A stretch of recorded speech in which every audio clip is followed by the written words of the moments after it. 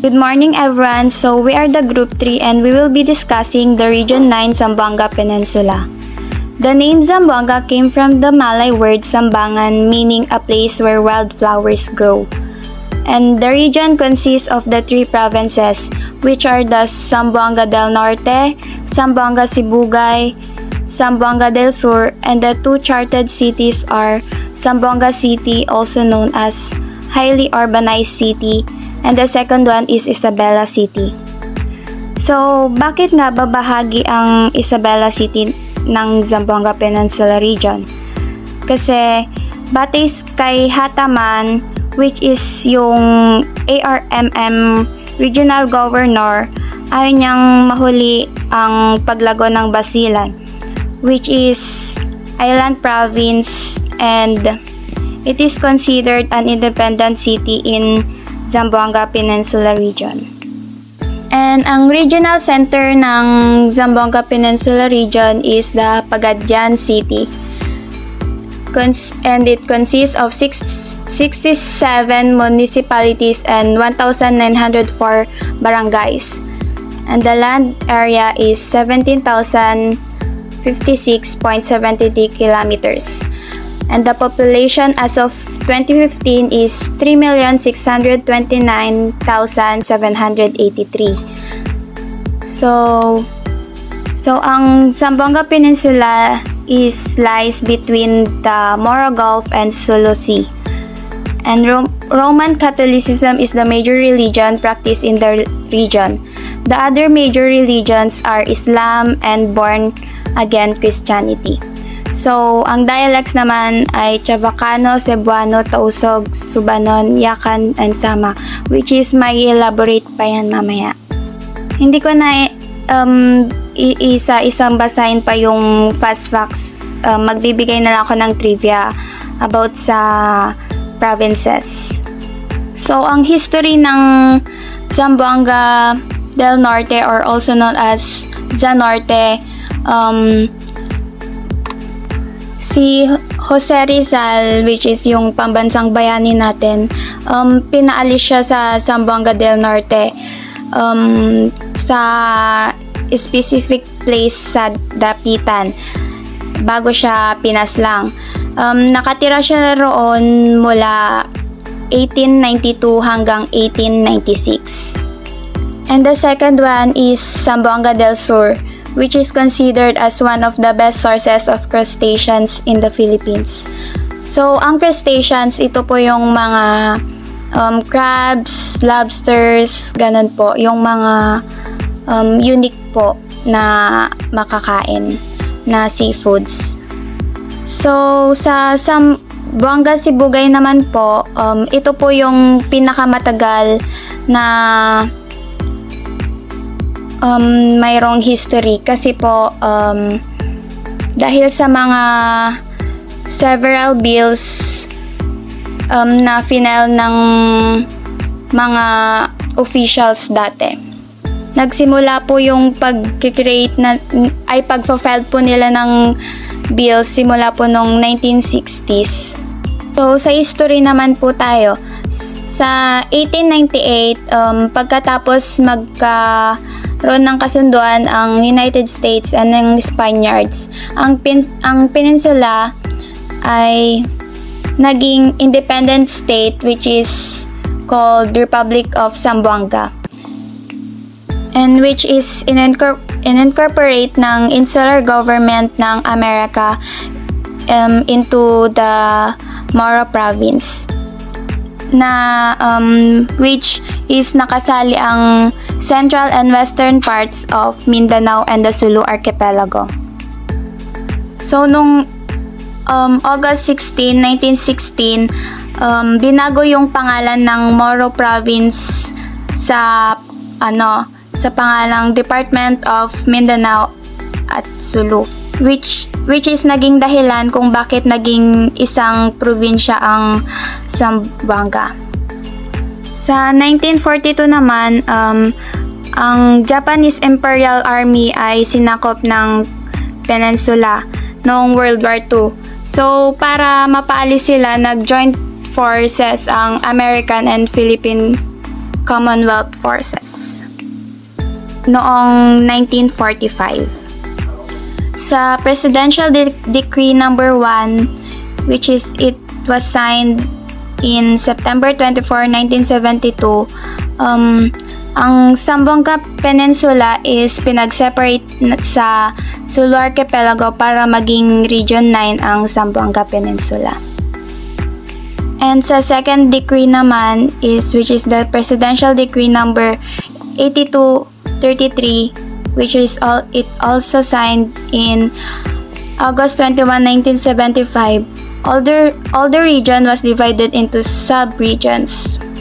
Region 9A consisted of Basilan Sulu and Tawi-Tawi with Kulo Sulu as the sub-regional center. And the Region 9B consisted of Zamboanga del Norte, Zamboanga del Sur, and Zamboanga Sibugay with Zamboanga City as the sub-regional center. So, noong 1990, which is the Executive Order 429, inisyu ni President Corazon Aquino na ang Western Mindanao ay bumubuo ng Zamboanga City, Lanao del Norte, Misamis Occidental, Zamboanga del Sur, at Basilan. So, hindi lang pala yung ka-region ang may inisyuhan si President Corazon Aquino, kundi pati rin pala yung Zamboanga Peninsula region.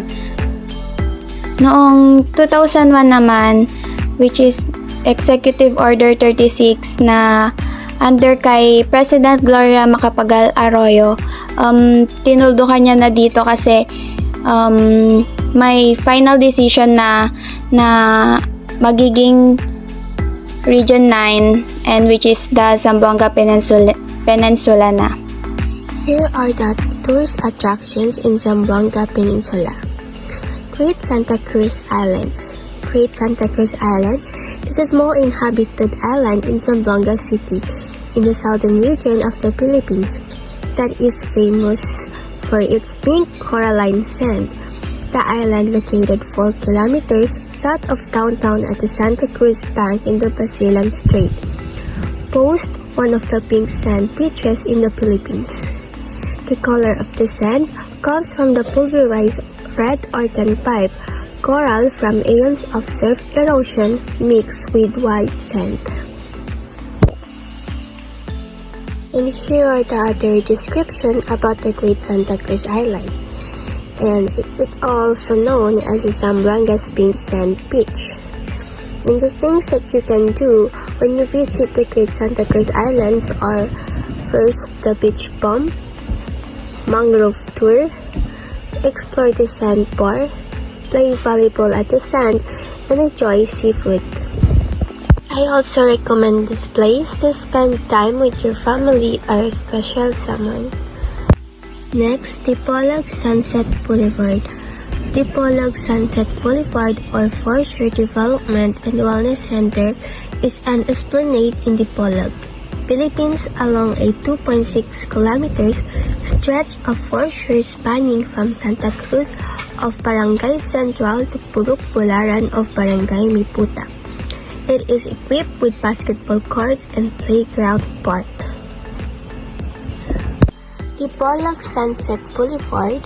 This place has everything a tourist is looking for. With sleeping desk, car wall, fishing boats, leaving the jetty at sunset, joggers, romantic couples, and a lot more. It is a very nice waterfront area of Dipolog. There are also having a nice restaurants where you can go out and have a date with your special someone. Fort Pilar. The real Forte de Nuestra Señora del Pilar de la Zaragoza, Royal Fort of Our Lady of the Pilar of Zaragoza. Also, Fort Pilar is a 17th century military defense fortress built by the Spanish colonial government, Zamboanga City, Philippines. The fort, which is now a regional museum of the National Museum of the Philippines, is a major landmark of the city and it symbolizes the cultural heritage. Outside the eastern wall is a Marian shrine dedicated to Our Lady of the Pilar, the patroness of the city, pontifically crowned on the October 12, 1960 via decree dating from September 18, 1960. So why should people go to Pilar? Fort Pilar is a great site to visit during the tour to a melting point of various culture called as Zamboanga City. This magnificent fort was built in order to drive away the pirates and raiders of nearby provinces. It was built during the Spanish colonization. Fort Our Lady of the Most Holy Rosary Cathedral. The Our Lady of the Most Holy Rosary Cathedral, or Dipolog Cathedral, is the seat of the Roman Catholic Diocese of Dipolog. Its principal patroness is Our Lady of the Most Holy Rosary, after whom the cathedral was named.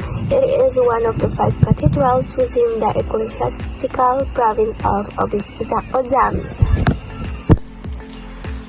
Next, Linapo Peak. One of the most tourist spots in Dipolog City is the Linapo Peak. It is located in Barangay Lugtungan, Dipolog City. It has an elevation of 486 meters or 1,594 feet and consists of 3,003 steps going up to the topmost peak. You will see the beauty of nature and hear the birds and crickets singing. During Holy Week, especially on Good Friday, Catholics in the whole province of Zamboanga del Norte perform their penitential rites in Cat-Cat Sacrificio. On the way up, there are 14 stops which correspond to the Station of the Cross. There's a novena on Good Friday that starts at 4 a.m. and followed by a mass at the elementary school, which is located on the top of the peak. It is the most visited place in the city.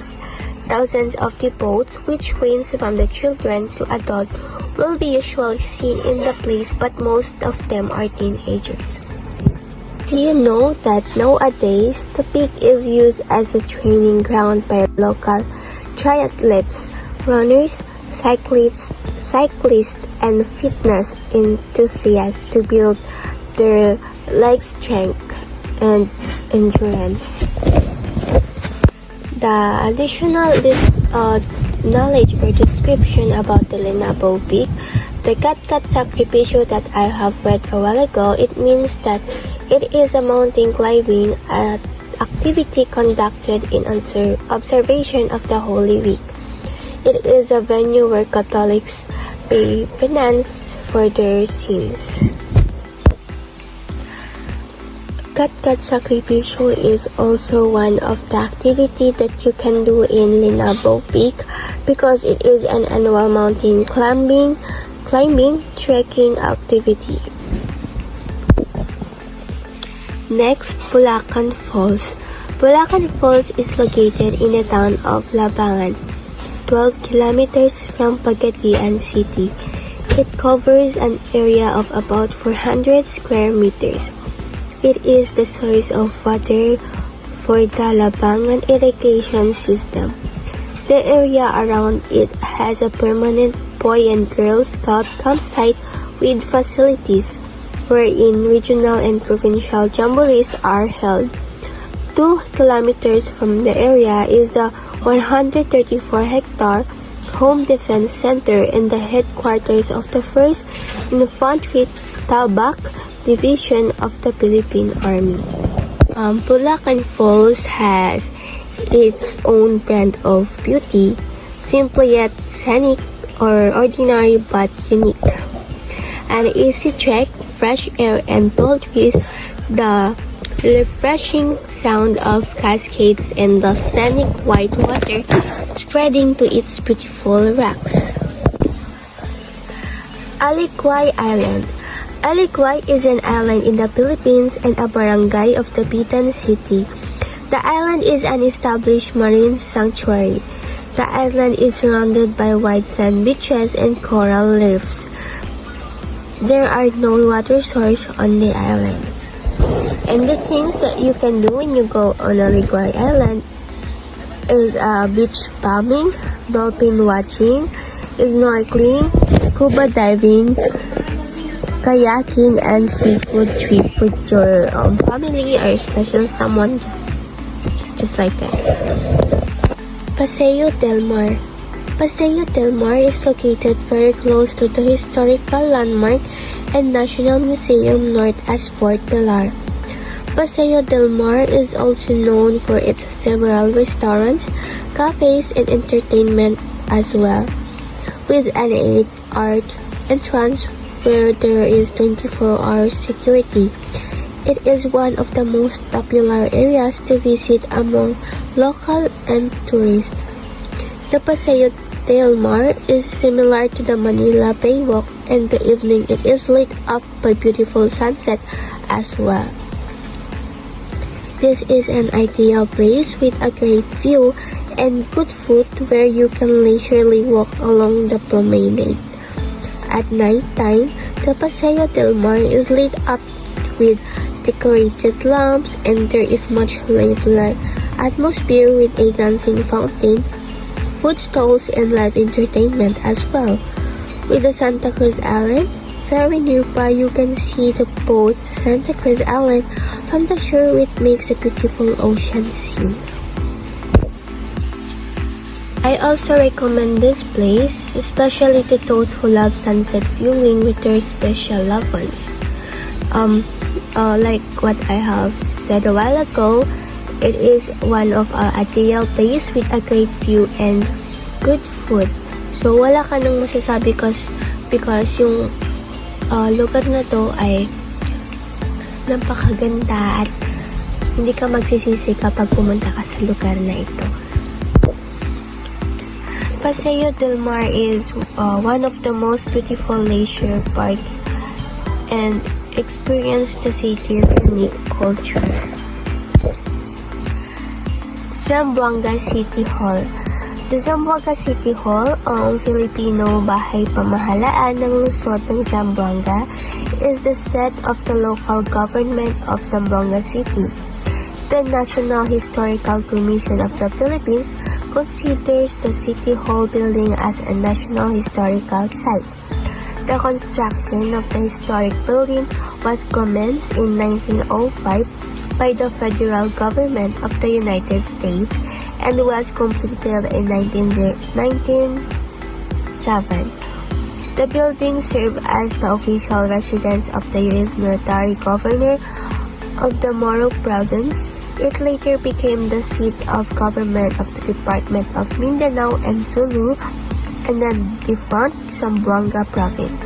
Since 1937, the building has been functioning as the City Hall of Zamboanga City. The Zamboanga City Hall has a Filipino colonial architectural design. Lahat naman ng detalye ay nandoon na sa aking binasa, so I don't add another description for Zamboanga City Hall. So next, Dao Dao Island.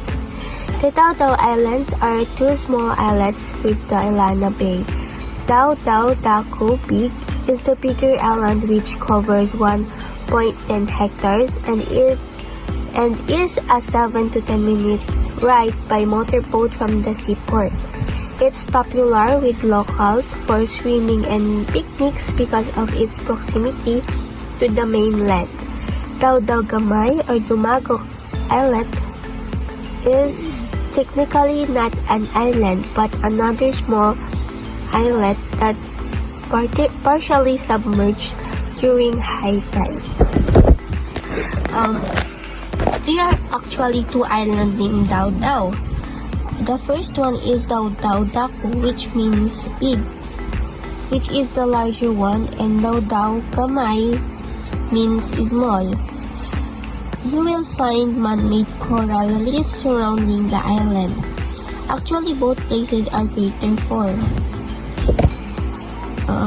The activities you can do in visiting Dao Dao Island is swimming, fishing, boating, or just enjoying a pretty view of Pagadian. The last is Pasunanka Torque. The Pasananca Natural Park is a protected area that preserves a major watershed in the southern Philippines island of Mindanao in the Zamboanga Peninsula. It contains the headwaters of the Tumaga River in the southern Zamboanga Cordillera mountain range that serves the water requirements of some 800,000 residents in Zamboanga City. It was named after the village of Pasunanca, located in the city's northern fringes, where the Pasunanca Park, a public eco park, and the Abong-Abong Park is pilgrimage site can also be found. And the activities that you can do in Pasunanca Park are take a dip in pots and spend a day in a tree house, like with your family or special someone, with your friends, like that. Next is explore Butterfly Park because ang daming butterfly doon and napakaganda ng park. Last is contains 3 public swimming pools where you can swim with your friends. So classmates, these are the tourist spots that you can visit when you go in Zamboanga Peninsula. And I hope you learned something about this topic. This is Michelle J. Kumpal reporting from BSTM 15. So now let's proceed to food and delicacies. So the first one is the knickerbocker. The knickerbocker here refers to a dessert composed of flavored jellies, condensed milk, mango, and watermelon, topped by large scoops of magnolia strawberry ice cream, all together placed in a large pint. So, knickerbocker is also localized version of the famous Filipino dessert halo-halo po. But the difference is it is made of fresh fruits and it is healthier. It is a mix of chunks of banana, mango, apple, watermelon, milk with vanilla chocolate or strawberry ice cream on top. And the second one is sati. It's made of beef and chicken strips and livers on skewers that are grilled and put on top of a sweet and spicy red sauce. Sati is served with rice molded into cubes and set on coconut leaves beside the meat sauce. You can combine the rice and sauce. So, sati is popular served as a breakfast meals for locals. They take it on sati is grilled chicken served with chunks of rice from deep in a thick spicy sauce that is poured over the whole dish like soup or gravy. And it is one of the authentic dish in Zamboanga. So the third one is binaki. Its name derived from baki, which means frog, because it is wrapped in a corn husk that is folded into a shape similar to a frog leg. Binaki or steamed corn cake is a popular snack. So binaki is one of the delicious dessert made of grated young corn with milk wrapped in a corn husk and steamed. So the fourth one is suman moron or chocolate moron. It's a smoother variety of suman. This chocolate moron that is made up of ground glutinous rice, also known as malagkit. Being cooked in a coconut milk, moron can either mix or plan with cocoa or chocolate. So since it is variety of suman, the moron is cooked with glutinous rice, coconut milk, and sugar. So the main difference is that moron is decorated with chocolate tablea or tablets, or it is mixed with cocoa powder, while a regular suman kasi is not. So the next is King's Balbakwa, also spelled balbakwa or balbacoa. It's a Filipino beef stew made from beef, collagen-rich beef parts, or stale skin and joints, and various spices cook for several hours until very tender. So now, the question is, where the name Balbacua came from? So the name Balbacua is derived from the Latin American dish barbacoa, which is also the source of the English word barbecue, though they are very different dishes. And the next one is cuaracha. In the Chabacana language of Zamboanga in the southern Philippines, cuaracha refers to the sparrow crab or red frog crab, whose scientific name is Ranina ranina. A hybrid crustacean cuaracha is a cross between a large sea crab and a big spiny lobster. It is a large crab with a red color, which stays the same in a color even when cooked. So this dish can only be served and eaten fresh in this region. Unlike ordinary crabs, the bulk of the meat of the cuaracha was inside the crustacean's body, not inside the claws po.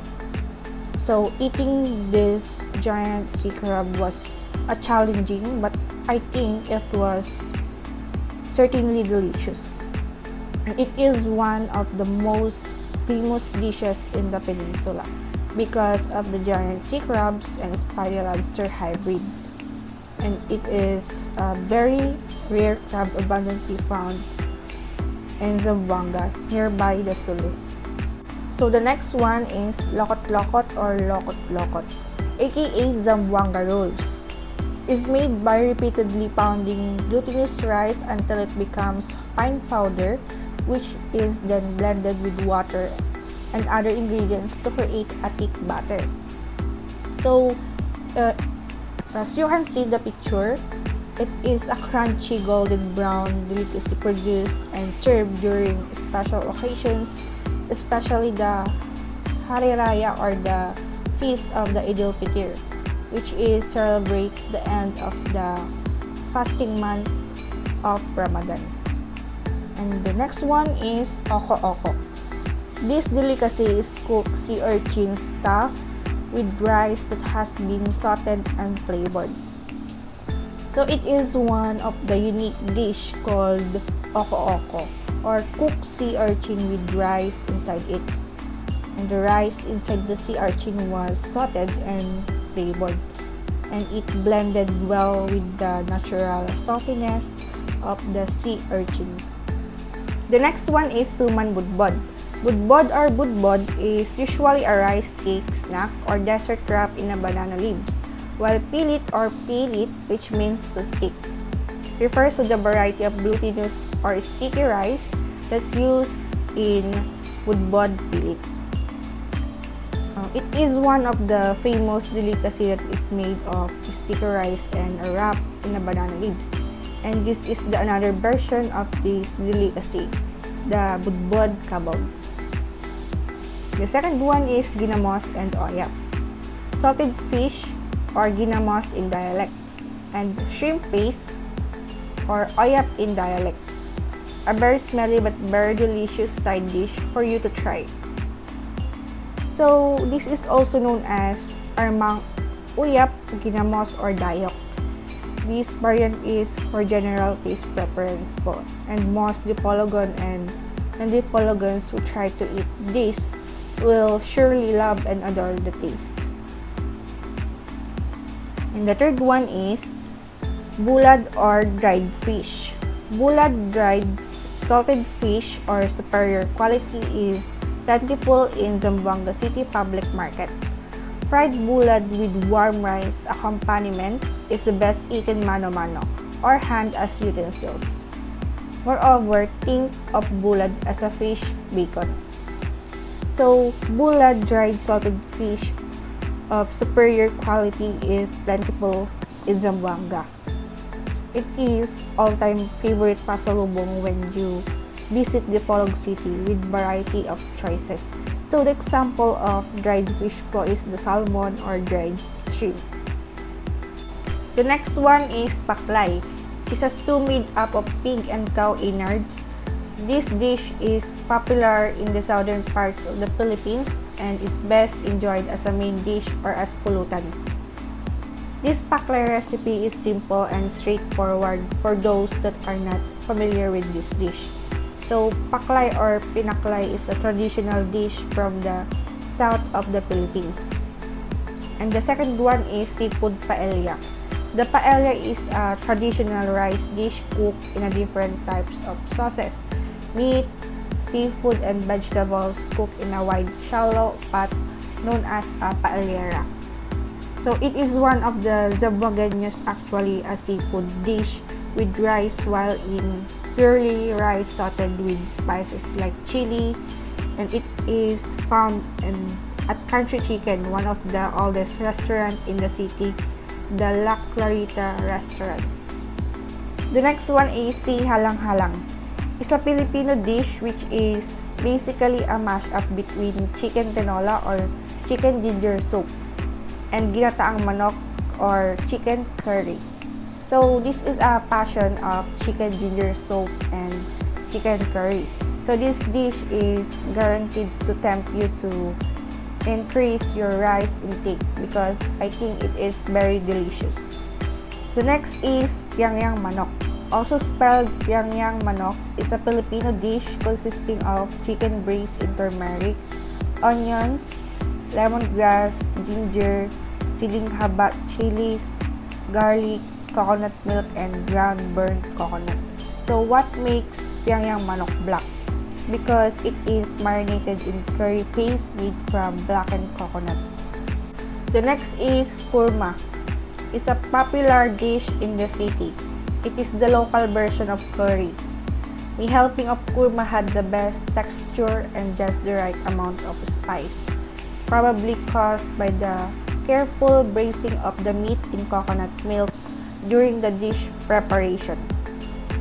So it is one of the delicacies of Tausug Pride in Zamboanga City. Some call it kurma but some are kurma. And the second one is baked imbaw.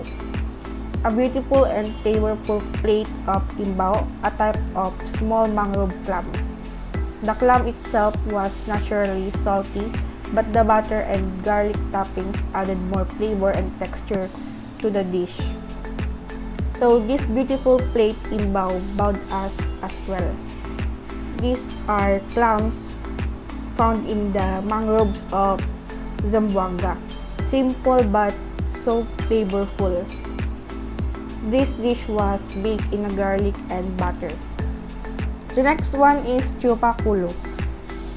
A traditional viand, the chupakulo is a dish of cooked snail served with a thick sauce-like broth made from Spanish and coconut milk.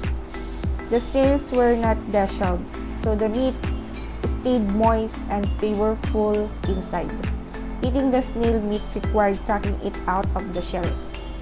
So, chupakulo is a dish consisting of snails and ferns apparently.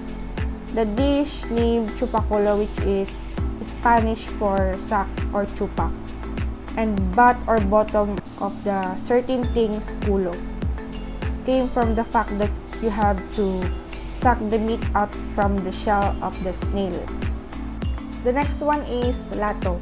The seaweed cluster were salty and they were mixed with unripe mangoes and a sauce created with a combination of shrimp paste and coconut milk.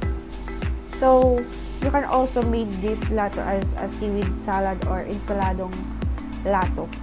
It is a type of Filipino that makes use of edible seaweed as its main ingredients. Okay, so this is my report. Zamboanga Peninsula Festival. So what are the festivals in Zamboanga? We have Zamboanga Hermosa Festival, or a festival of faith. Number 2, we have Arigata de Zamboanga, pero medyo pareho lang sila nung Hermosa. Okay.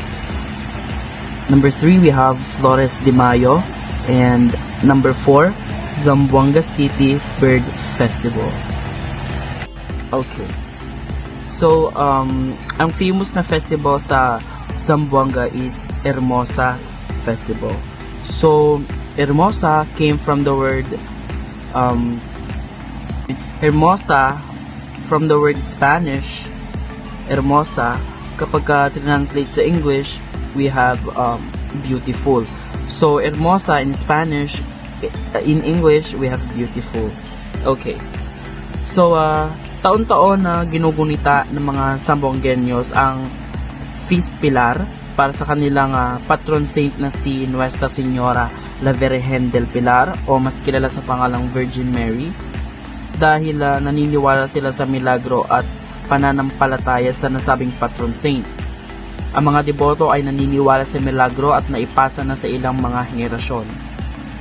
Madaming mga aktibidad ang mga ginanap sa kapistahan ng lugar gaya ng sport events, musical concerts, trade fairs, Chavacano song festivals, at ang sikat na street dance competition na nilalahukan ng mga iba't ibang paaralan.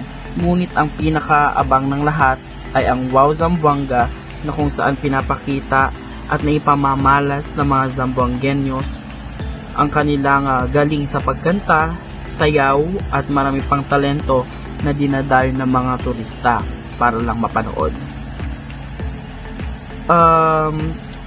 Pero ang Hermosa Festival ay para talaga sa paggunita at pagpapakita ng kanilang debosyon sa patron saint na si Nuestra Señora la Virgen del Pilar. Okay. So, ano pa ba ako? Okay. Ang Feast Pilar or ang Hermosa Festival ay tumatagal ng halos isang buwan na Oktubre. The whole month ng October ginugunita nila ang Hermosa Festivals.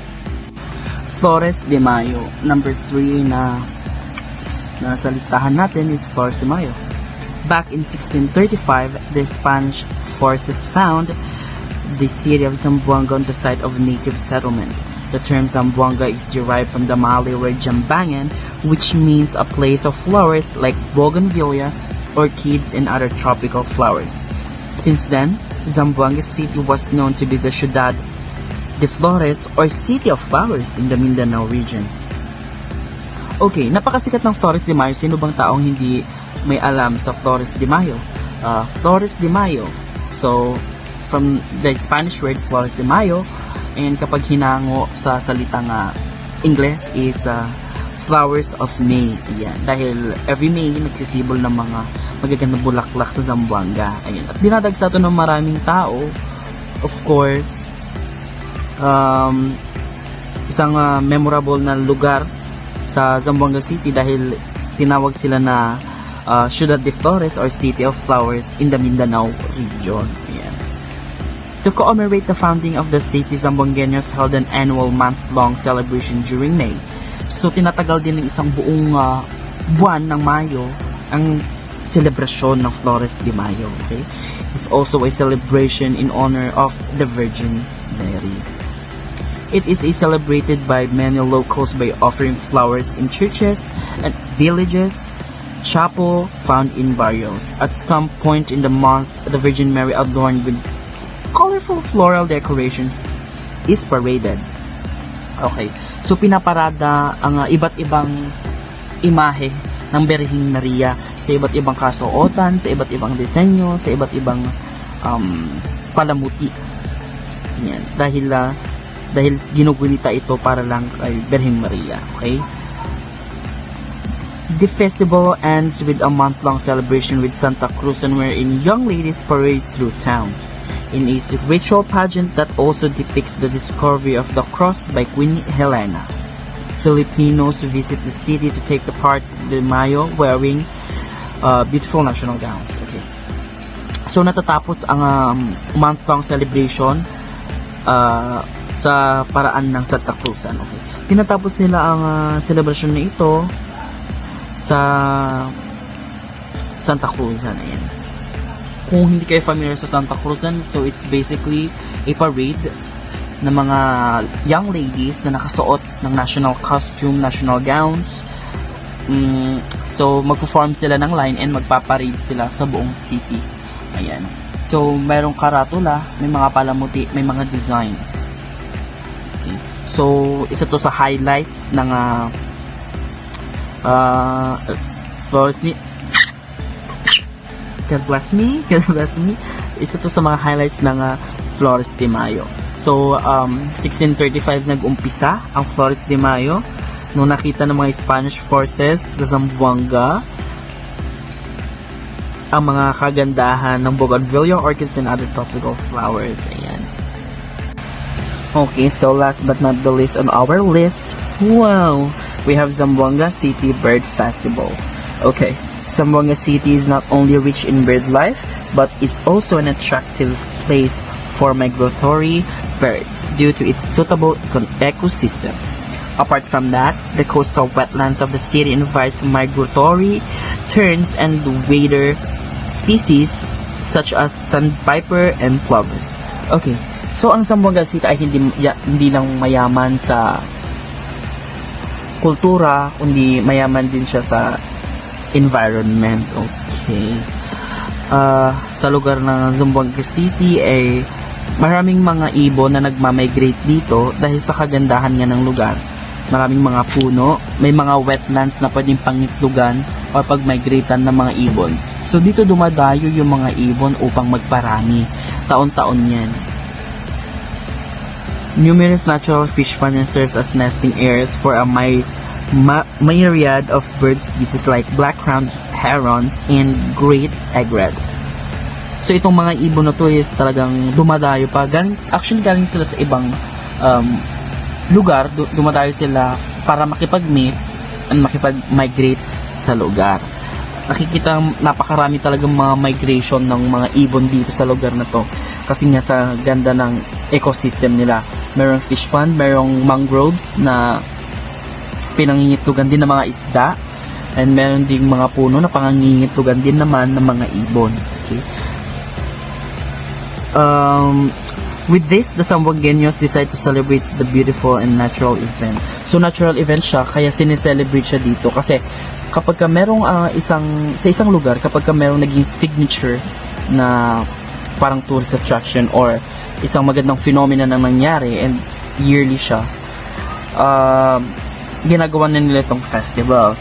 So, ginagawa na nilang event ito. Bird watchers, conservationists, and local as well as foreign tourists gather in Zamboanga City to join the country's biggest celebration of avifaunal diversity on the Zamboanga City Bird Festival. So maraming bird watchers, maraming normal na tao, maraming mga conservationists yung tagapangalaga, and local as well as foreign tourists gather in Zamboanga. So hindi lang mga Pilipinong nanonood dito, dinadaya pa po tayo ng mga turista upang masaksihan lang ang kagandahan ng lugar. Ayan. So, saan ako? The first ever local bird festival was organized by the Zamboanga State College of Marine Science and Technology. Ayan. So, ang unang nag-organize ng festival is yung Zamboanga State College of Marine Science and Technology in partnership with the Department of Tourism and Wild Bird Club of the Philippines.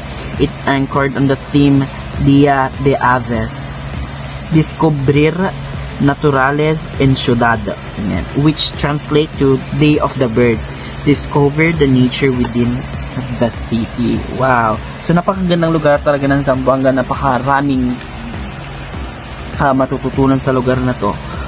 Okay, the festival is originated to renounce the glory of Zamboanga when it hosted the 9th Philippine Bird Festival in 2014. During the festival, all participants parade in colorful bird costumes, and local restaurants showcase their special cuisines. Ayan. So, hindi lang naman na yung panunood ng migration ng mga ibon ang masasaksihan sa lugar na to.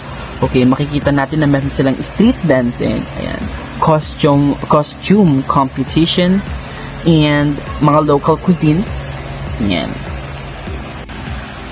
Okay, so special events Zamboanga Peninsula or Zamboanga Hermosa Festival or a Festival of Faith. So, 9 days novena. So, 9 days silang nagno-novena, 9 days straight. Street dancing ng Hermosa Festival is makukulay, napakaraming mga bulaklak, iba't ibang istorya. Ayan. So, kapag sinabi natin street dance, hindi lang basta-basta sayaw sa kalye. Meron pa pong ritual na ginaganap.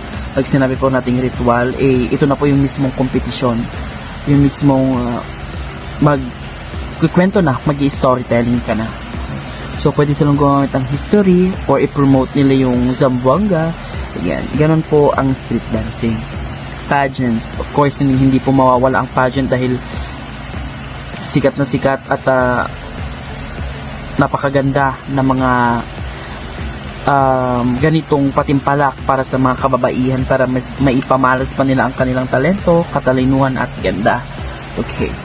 So, singing contest. Hindi rin mawawala ang singing contest. Andiyan yung Chavacano Music Fest dahil karamihan is Chavacano ata sa Zambales. Ayan. Or Spanish. Yun lang. And I hope meron kayong natutunan. Okay. Bye! So, proceed naman po tayo sa major culture groups. Zamboangueño Chavacano was the predominant ethnic group.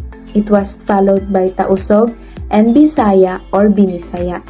The remaining 25.8% were either Cebuano, Sama or Samal, Abaknon, Yakan, Tagalog, Hiligaynon or Ilonggo, or were from other ethnic groups. Zamboanga City is home to 5 indigenous cultural communities: the Subanen, the Sama Bangini, the Kolibugan, the Badjao, and the Iyakan. These indigenous peoples supposedly have existed before the establishment of Zamboanga City and even the Philippine Republic. Subanen. The Subanon, also spelled Subanen or Subanon, is an indigenous group to the Zamboanga Peninsula area, particularly living in the mountainous area of Zamboanga del Sur and Misamis Occidental, Mindanao Island, Philippines. The Subanon people speak Subanon languages. So, ang mga taga-Subanon po ay naninirahan sa tabi ng mga mabubundok na lugar.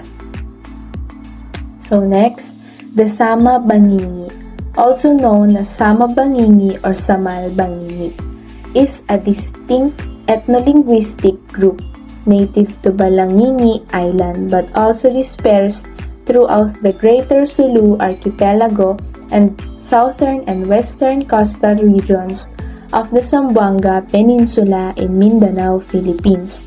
So, ang mga Sama Bangini or Samal Bangini po ay naninirahan sa tabing dagat, which is the Balangini Island. So, next, the Kolibugan. The Kolibugan resulted from the intermingling of the indigenous Subanon populations with the Muslim populations in the coastal areas of Zamboanga. The population is concentrated along the western side of the provinces of both northern and southern Zamboanga and a national count of over 11,000. So, next naman po is Badjao. The Sama Badjao refers to several Austronesian ethnic groups of maritime Southeast Asia. The name collectively refers to related people who usually call themselves the Sama or Sama. Formerly, Sama people, or are known by the exonym Badjao, also spelled Badjao, Bajao, Badjao, Badjao, Bajo, or Bayaw. So, ito naman po yung mga taong mga nakatira sa tabing ilog at dito po nila tinatayo ang kanilang bahay o ang kanilang tahanan. So, as you can see po, familiar po ang mga taong ito sa atin dahil nakikita po natin sila sa tabing kalsada na walang sapin ang paa at may karga-karga na bata. So, nung hindi pa po kasagsagan ng pandemic, isa rin po ang mga taong ito na nakikita natin sa jeep na sumasakay at may hawak na sobre upang humingi po ng tulong at humingi po ng pangkain at financial na pangailangan upang makauwi po sila sa kanilang tahanan. So, ang mga badyaw po ay walang sapat na mapagkukuhanan ng pangangailangan, kaya pumupunta po sila sa iba't ibang lugar upang humingi ng tulong sa ibang tao.